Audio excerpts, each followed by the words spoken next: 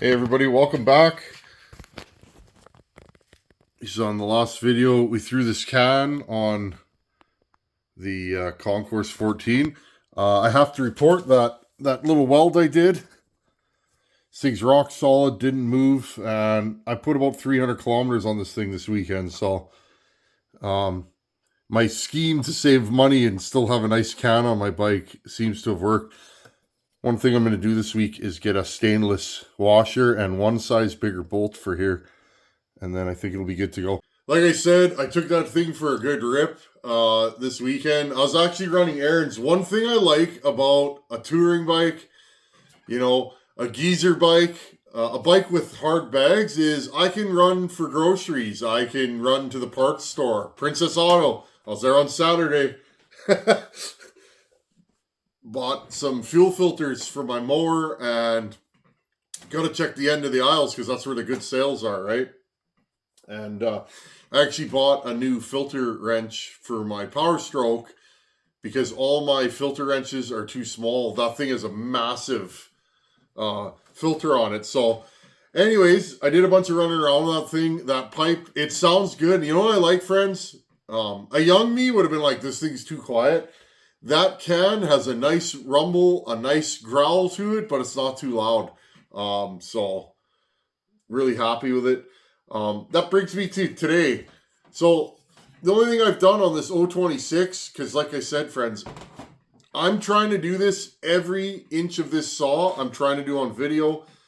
I wanted to do a complete build.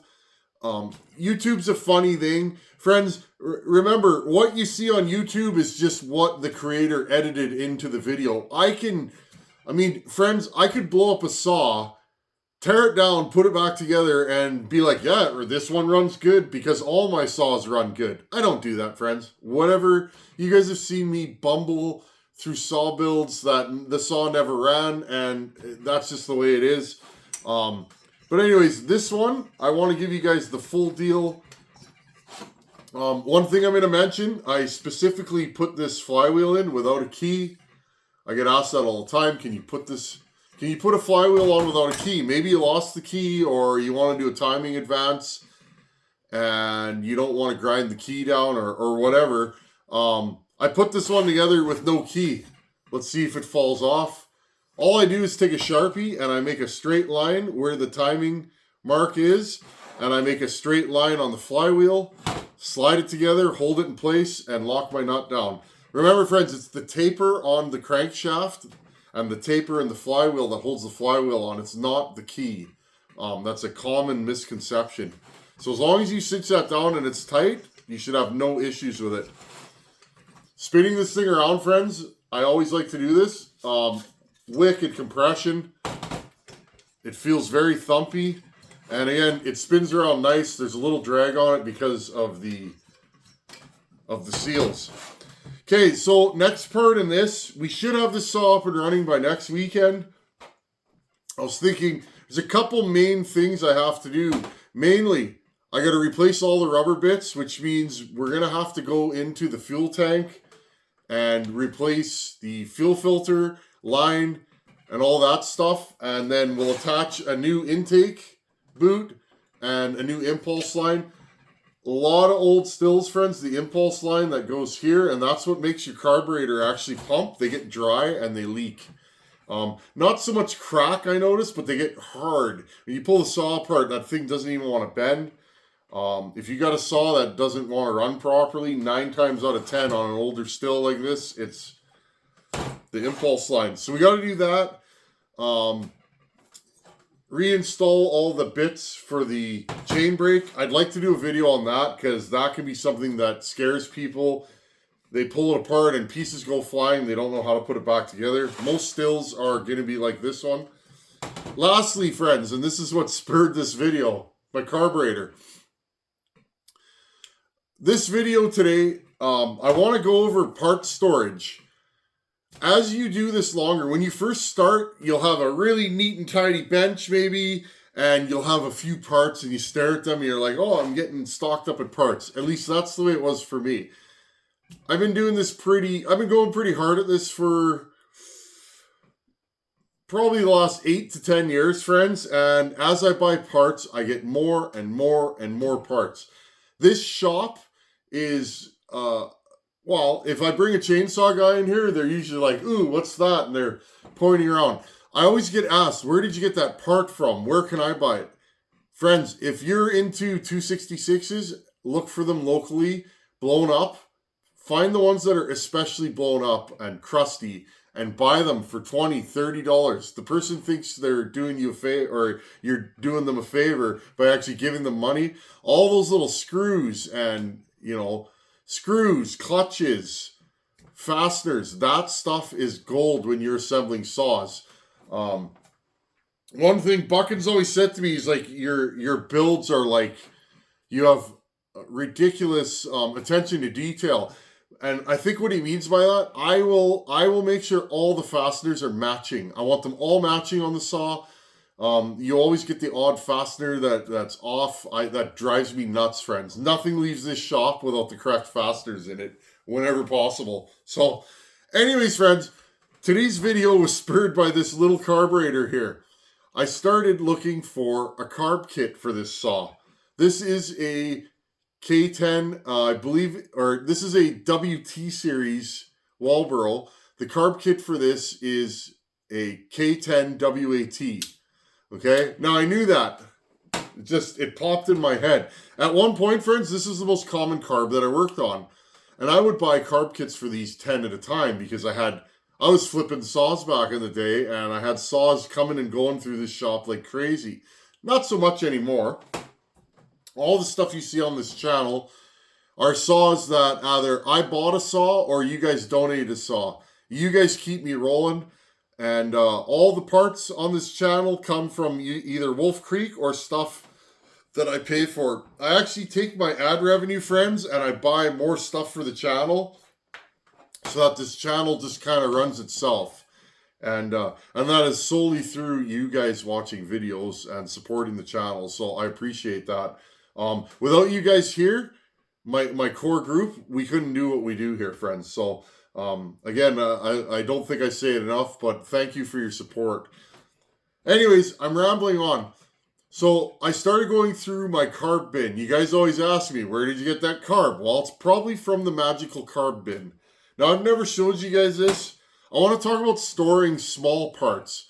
Large parts saws, friends, are hanging over top of me, the really complete ones.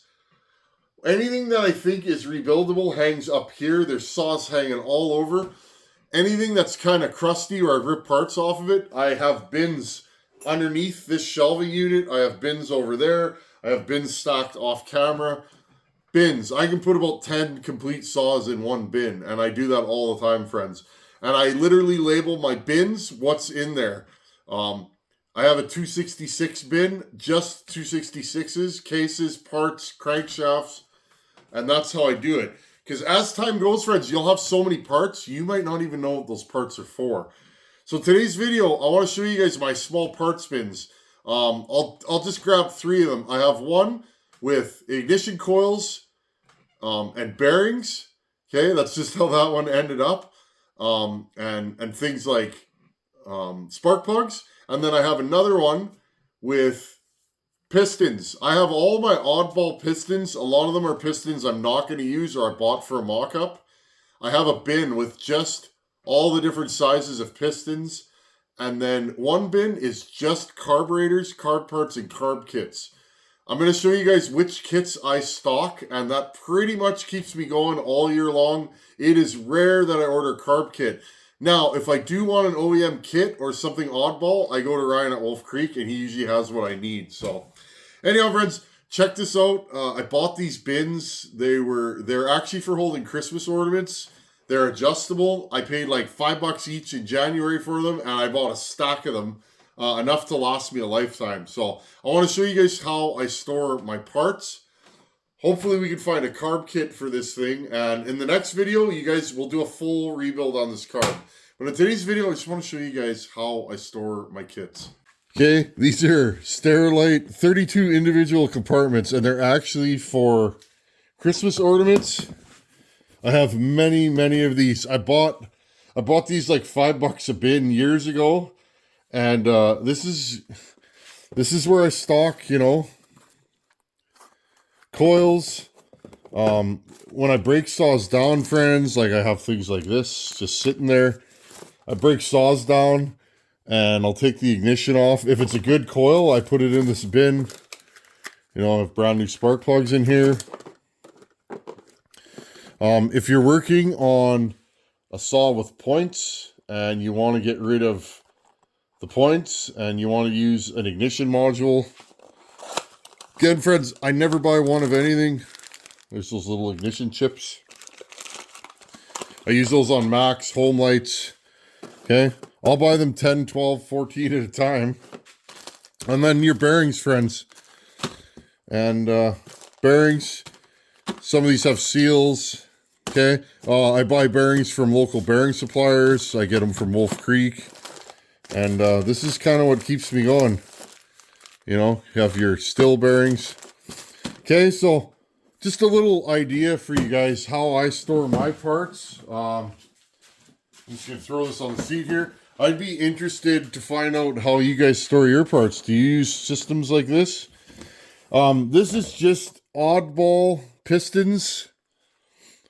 Stuff that, you know, I mean, some of these I do use.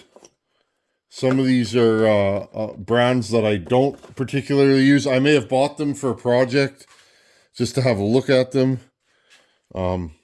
This is a piston I've done work to. And again, these are fine just laying in here. It's not like I throw these things around. You know what I mean? But yeah, I have random pistons. Rings, friends. I have rings coming out the yin-yang. Used rings, new rings. Rings for oddball saws. Okay, and I keep them all in there.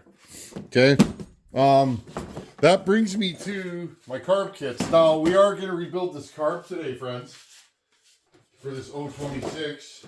But I have to laugh, friends, because here, I'll show you guys. I always get asked, like, where'd you get that carb kit? I don't know. People ask me all the time, where did you order that from? That's why these days, you guys know most of my stuff, almost all of it comes from Wolf Creek. It's all I need. Ryan's my parts guy, and he takes good care of me. I have no reason to buy parts anywhere else.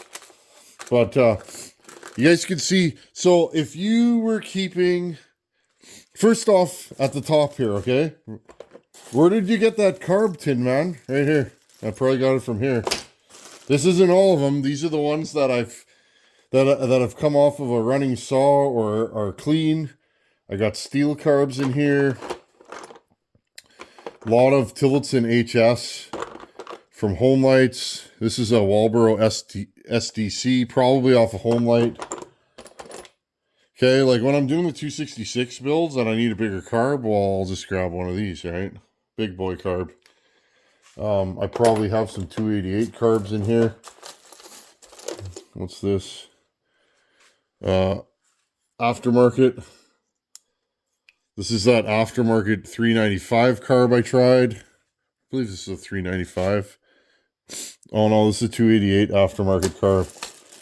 Okay, and then I have just various parts, shafts and main jets and all underneath here. Filters, more carb parts.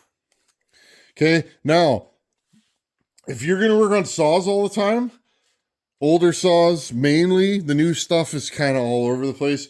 If you're going to work on saws from like 1975 to 1995, this will pretty much cover you, friends.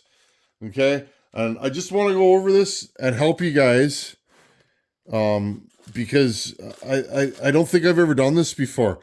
Okay, my main carb kit that I use the most are these. Okay, that's an HS or RK23HS. This covers all your Tillotson HS series carbs. Okay, Steels have run them. All your Huskies from that era pretty much have a Tillotson. Your 288s, 281s, 61, 266. Okay, that whole era is covered by this one carb kit. Okay, and you see, I buy them. I'll buy these 20 at a time because I know I go through them quite a bit. You guys will see me just hucking carb parts around. Well, that's why. Okay. This bin here has Zama parts. I don't run into a lot of Zama in the stuff I'm working on, so I just don't, you know what I mean? That was actually an HDA marked kit there, but I don't think that's what's in there. Okay, so Zama, I don't see a lot of Zama. Those I will order. Here's another kit. A lot of your Max and that. At home lights. K10 SDC. That covers this carburetor here. Your SDC Walbro. Okay. So K10 SDC. This bin here, these are the OEM carb kits you can get. Okay, usually I keep those here. All my OEM ones are at the bottom. Okay, this bin here has, what's in here? K12 HDA. These are for your bigger HD series Walbros. Okay, your 044s, 372s, that kind of thing. Okay. If you stock a few of those, you'll be covered. Okay. There's also a K20 HDA. Okay, and that's where it might get a little confusing is your home lights, you have several different HDA carb kits. Okay. And the other one here is, I didn't even take these out of the package because there's so many of them in here. K10 HDA. So you have K20, K12, and K10 HDA. That'll cover most of your 70cc saws. Okay, you should be squared away with that. And last, your smaller saws, because let's face it, Walboro's pretty common. Okay, K20 WAT. This will cover your WA carburetors. Okay, your WAT carburetors. These are your smaller carbs, your 034s, that kind of stuff. Okay, your smaller Walboros will be covered by these. You see, there's just an absolute pile of them in here. Now, I will say, there's a couple of oddballs I also stock, and that's these for your Big Macs. I found a place that makes these aftermarket, and they sell them, and they work great. Don't ask me where I got these from, friends. I can't remember. It's a Tillotson HL series for the Max. I forgot where I ordered these from because I bought a parts lot, friends, and there was about 40 or 50 of these kits in there. OEM, brand new, like OEM Tillotson. Pioneer branded, but Tillotson. And I sent Buckin with a bunch of those home when he was here. So anyhow, friends, so the joke is, with all this junk I have here, you know what I didn't have? A K10 WAT. I was digging around in here, and I was just like, I don't have one of those. So I did a bunch of digging around, and I found bits and pieces of different carb kits, so I think we'll be good. Anyhow, that's how I store my carbs. Okay, well, I hope you found that interesting. That's how I store my carb kits. That's the stuff I keep in stock. Now, I have more filters and fuel line, seal kits for your crank bearings. Like, I have separate areas for that, but that's just what I keep in those bins. And that many carb kits is what keeps me going, friends. Those kits cover 80% of the saws that run through here. If I need something oddball or weird or I want factory, then I go to Ryan at Wolf Creek. And by weird because I don't carry it. But so anyhow, post a comment below. For me, I'd like to read, how do you guys store your parts? Those of you that have this problem with bringing saws home and working on saws like I do, how do you guys store your kits? The guy that originally took me under his wing to show me how to wrench on saws, he had the stackable, like, Milwaukee parts trays on a wheeler, and that's how he kept all his parts, all his screws and stuff like that. That was something. He could just wheel that out and go through the trays and have all the parts he needed in one stack.